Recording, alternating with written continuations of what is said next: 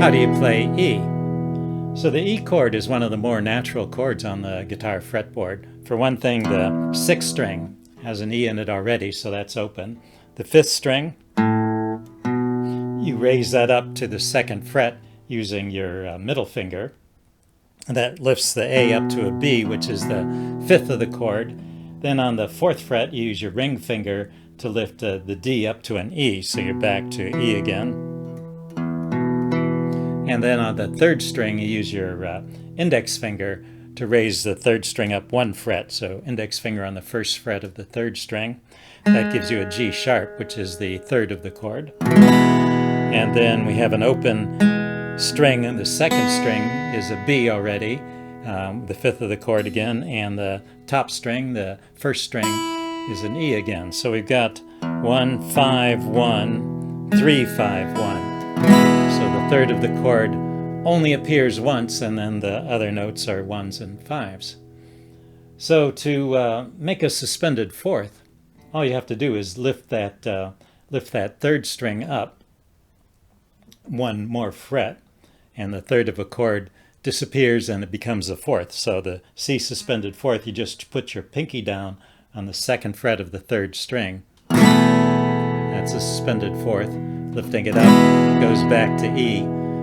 To get to a suspended 2nd is actually tricky because you want to drop this string down 2 frets, and it can only go down one fret. You can get an E minor by lifting up your index finger, by the way. We'll get back to that one. So to get to a suspended 2nd, you have to drop it down 1 more fret. So what you do is you use your pinky on the 4th string. And you also lean it a little bit so that it mutes the 3rd string, and then you put your index finger on the 2nd fret of the 5th string.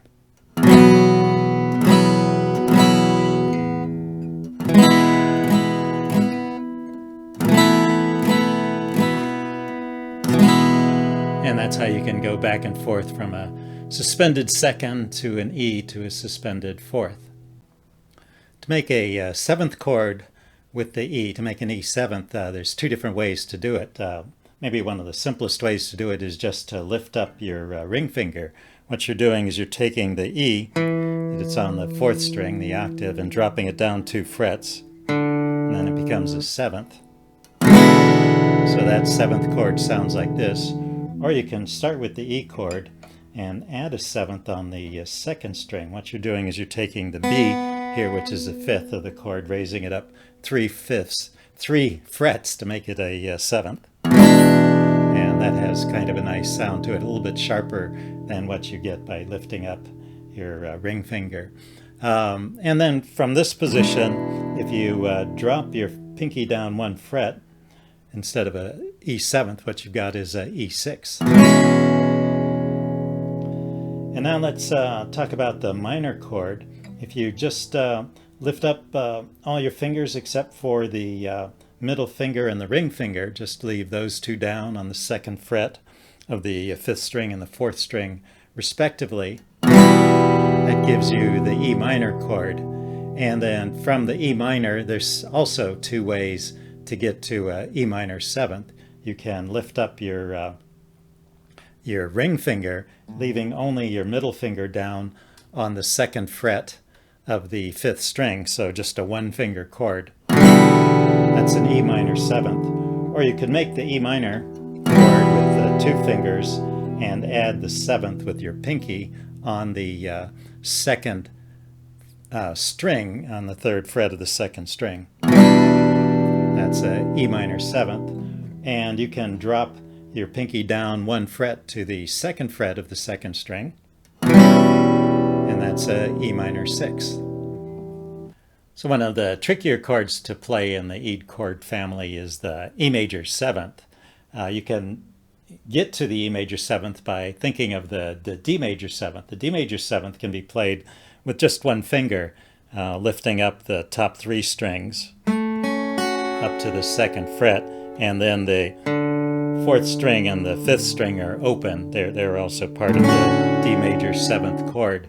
If you could lift all of that up 2 frets, you would have an E major 7th because you would already have an E in the bass. So you just need to lift up those 5 strings. So you can do a 2-finger chord like this with the index finger pressing down on the 5th and the 4th strings to get those 2, and then your ring finger pressing down on the 4th fret of the on the top 3 strings.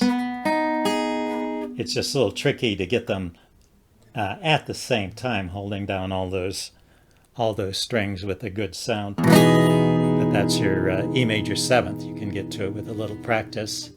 So a couple of bonus chords for you. If you start with an E chord and then put your pinky finger down on the 2nd fret of the 1st string, that was already an E, so that raises it up 2 frets, and so you've got a E add 9 with all 6 strings. That's a pretty nice sounding chord, like the C add 9. And if you want to go to an E9 chord, you can get the 7th in there, if you remember, just by lifting up your ring finger, and so you've got a 7th here on the 4th string. So that's an E9 chord with the 7th in it.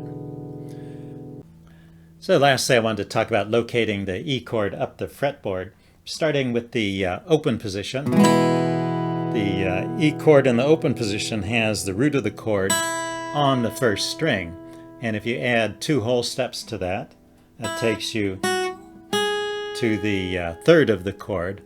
And if you can locate the 3rd of the chord on the 1st string and make a C shape,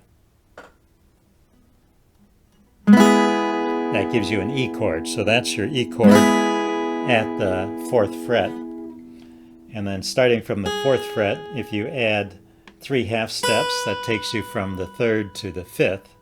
And when you've located your 5th of the chord on the 1st string, in this case it's on the 7th fret, then you can make a chord in the A shape.